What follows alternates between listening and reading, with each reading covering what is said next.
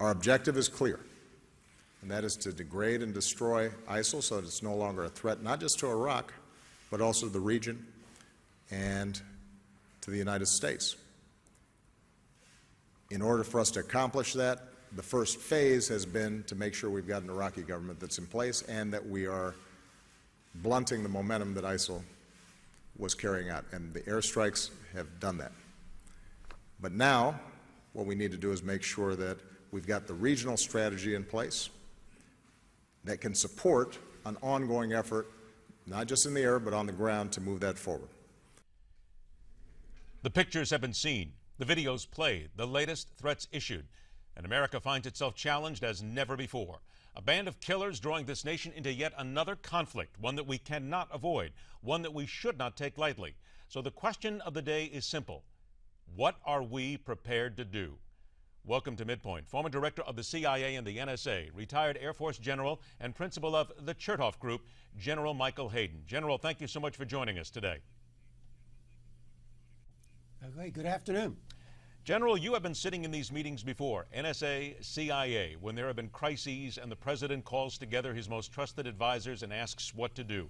Were you to be sitting in a meeting like this and assuming what might be going on at this moment, what would you think that these advisors are telling the president in probably very stringent terms what absolutely, positively must be done right now?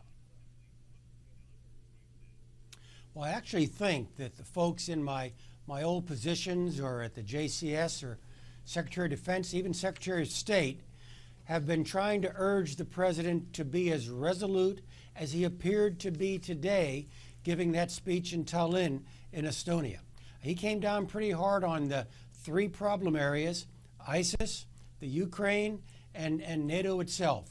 Now, with regard to ISIS, Ed, I think we need to expand the airstrikes. Right now, all we're doing is kind of correcting the line of confrontation, pushing ISIS back a bit, as the president said, breaking their momentum a bit.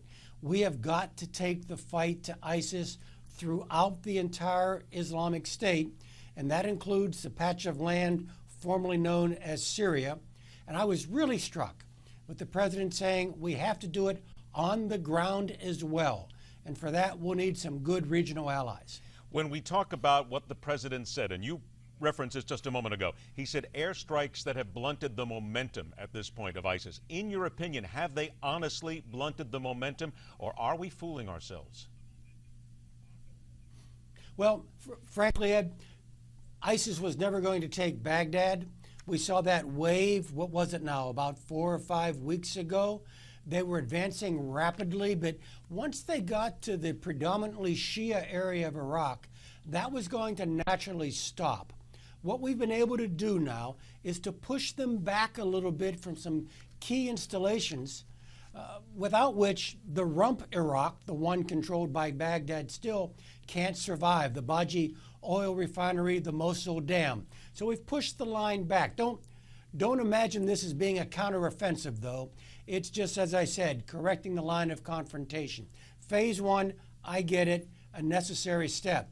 But now we need to step up our game. There is now the discussion of getting involved in Syria, as you mentioned, the patch of land known as Syria.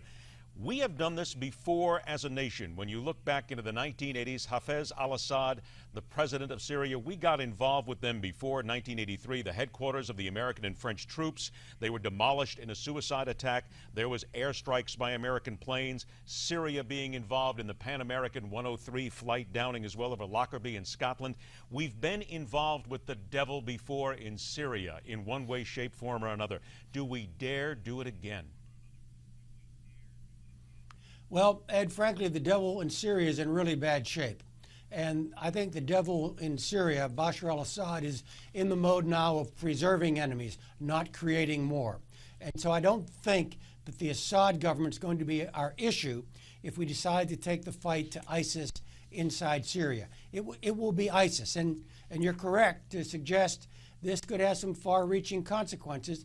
They're going to try to reach out and hurt us, but frankly, I think they're going to do that anyway. So as the president said, now we need to degrade and destroy. They won't be less willing to hurt us.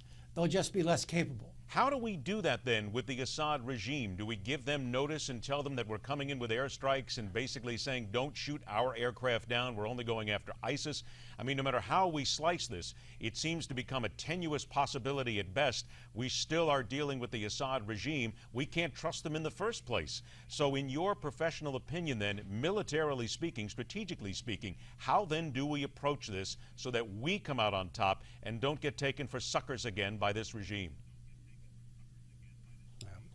Well, you raise a good point, and we actually tried to cooperate with the Syrian intelligence service while I was director of CIA to cut down that foreign fighter pipeline from Damascus into western Iraq, and it was a very unhappy, unsatisfying experience. So your warning is a very, very sound one, and I don't think we coordinate anything with the Damascus government.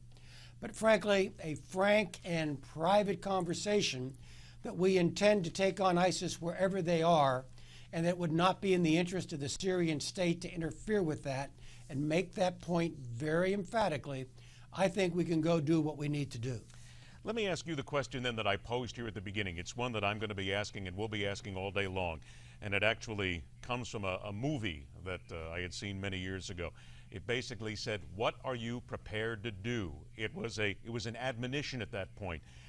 Do you think the American people then, looking at what we have seen in the beheading of 2 Americans, are willing to take in that question, what are we prepared to do, and go the extra mile to understand that we do have to put people back into the war theater here on the ground and absolutely be ready to face what needs to be faced?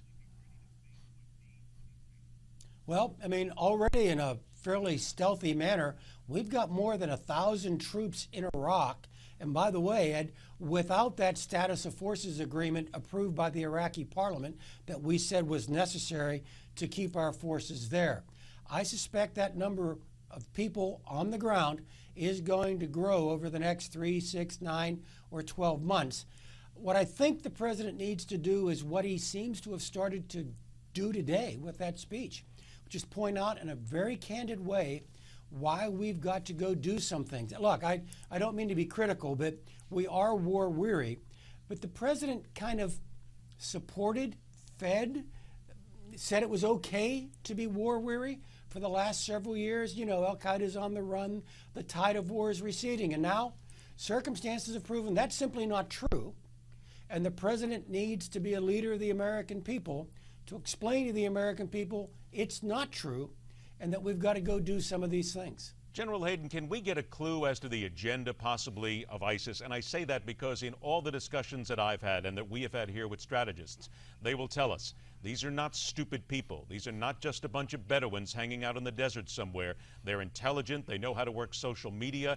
They have to have a plan. It would seem obviously then executing and beheading these Americans is part of a plan, not getting into Baghdad, part of a plan. It just seems as if it is a sucker play to get us involved again in some sort of a conflict here. So from your experience, what could that end game be, and where are they heading next? Well, look, these guys aren't 10 feet tall, and they make mistakes, and whatever their purposes are in killing these unfortunate journalists and then showing the videos on TV, I'm not so sure any of these guys went to the Georgetown School of Foreign Service and truly understand the American psyche. They may actually regret the actions that they're taking now.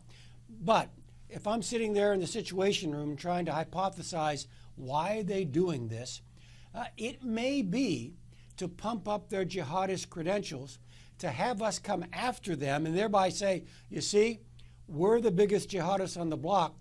The Americans are most concerned about us. I think they miscalculate.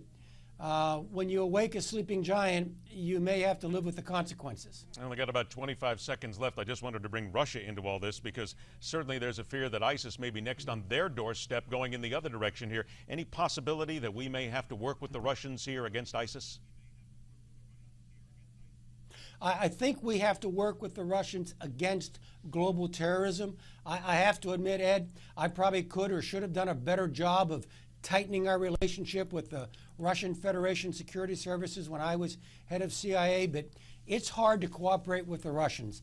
They call people terrorists that you and I might call Democrats. It is almost impossible, and I think you put it in exactly the right frame of mind as well. General Michael Hayden, thank you so much for your frank comments, sir. We'll look forward to doing it again. Thank you. A reminder once again that for in-depth analysis and forecasting on the situation in Iraq, Syria, or other geopolitical matters, we invite you to go to lignet.com. We talk to the folks here on a daily basis. Later this hour, images you may seek to turn away from, but you have to watch, and impacted by them as well. That's coming up right here on MidPoint.